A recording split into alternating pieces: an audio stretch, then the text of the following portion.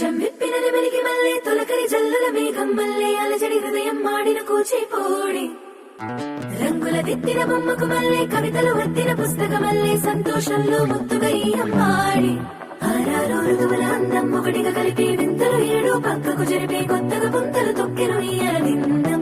అమ్మమ్మో తాండవమాడే కృష్ణుడి నుండి వేణువ గానం తీయగ పండి రాధకు ప్రాణం ఉప్పొంగే ఆనందం